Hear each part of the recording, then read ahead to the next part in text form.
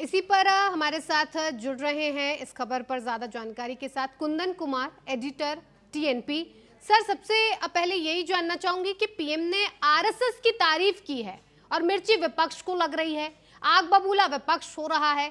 किस बात से इतनी परेशानी विपक्ष की बढ़ गई है कि आरजेडी के नेता हो, समाजवादी पार्टी के नेता हो, कांग्रेस पार्टी के नेता हो, कह रहे हैं कि इस तरह का विषय प्रधानमंत्री नरेंद्र मोदी को लाल किले की प्राचीर से नहीं उठाना चाहिए था।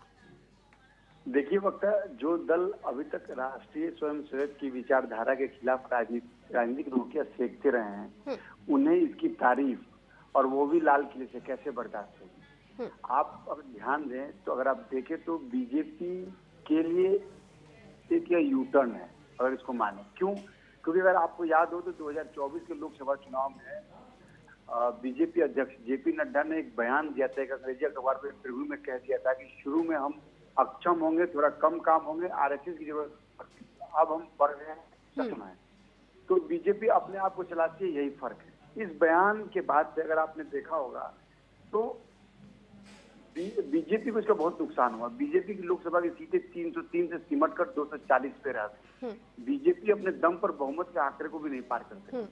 तो कहीं ना कहीं जो प्रधानमंत्री का यह बयान लाल किला के प्राचीर से देना और आरएसएस की तारीफ करना, बिल्कुल यह बताता है कि आरएसएस की जो भूमिका है बीजेपी की सरकार में को आगे बढ़ाने में, मजबूत करने में, उसको न बीजेपी नकार सकती है। और यह बात जो उस विचारधारा के खिलाफ है, यह बात विपक्ष को बर्दाश्त नहीं हो रहा है, तो जाहिर सी बात उनको यह बात चुभेगी वक्ता।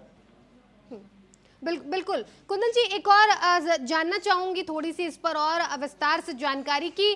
प्रधानमंत्री नरेंद्र मोदी ने आरएसएस की तारीफ की, विपक्ष को बुरा लग गया, वो उसका अपना मत है, उसकी अपनी विचारधारा है, प्रधानमंत्री नरेंद्र मोदी की अपनी विचारधारा है। लेकिन बैठे बिठाए आपको नहीं लगता कि विपक्ष को एक बड़ा मुद्दा मिल गया, एक सेट मुद्दा मिल गया? क्योंकि संघ और भारतीय जनता पार्टी को लेकर अनबन हमेशा से हम देखते आए हैं, ये कोई नई बात नहीं। देखिए, पहले तो मैं आपको ये बताना चाहूंगी, आरएसएस कोई राजनीतिक पार्टी नहीं है, यह एक एनजीओ है जो देश की सेवा करता है, स्वयंसेवी संगठन है ये। तो इसका कोई राजनीतिक पहलू तो है नहीं, कोई राजनीतिक मायने तो है नहीं। संगठन है, देश की सेवा करती है, समर्पण है देश के प्रति, इसके स्वयंसेवक हैं जो देश में सेवा करते रहते हैं। हाँ, इसका फायदा जरूर बीजेपी को मिलता है, क्योंकि बीजेपी की विचारधारा और सबकी विचारधारा कहीं ना कहीं बहुत हद तक मिलती है। अगर आप यह देखें तो मैं आपको एक बार फिर से याद दिलाना चाहूंगी, जब बीजेपी को इस गलती का अपना एहसास हुआ तो उसने अपने आप को करेक्ट किया, और इसका बिल्कुल साफ परिणाम हरियाणा और महाराष्ट्र विधानसभा चुनाव में देखने को आपको मिला, जहां आरएसएस के स्वयंसेवकों को पूरी तरह से रिझाने और मनाने की कोशिश की गई। और इसमें जो सबसे मुख्य भूमिका थी वो महाराष्ट्र के उस समय मुख्यमंत्री देवेंद्र फडणवीस का बड़ा रोल रहा है। तो आप देखिए कि अगर कोई विपक्ष ये कहता है कि उसको बैठे बैठाए मुद्दा मिल गया, तो यह गलत है। यह सब कोई जानता है, यह पूरा देश जानता है, जो वोटर हैं बीजेपी के वह भी जानते हैं और जो वोट नहीं देते हैं वह भी जानते हैं कि बीजेपी की विचारधारा और आरएसएस की विचारधारा कहीं ना कहीं मैच करती है। इसलिए बीजेपी जो है वो बीजेपी जो है आरएसएस का एक सॉफ्ट कॉर्नर है। लेकिन आरएसएस के लिए देश पहला है, राष्ट्र सुरक्षा पहली है, राष्ट्र सेवा सबसे पहली है।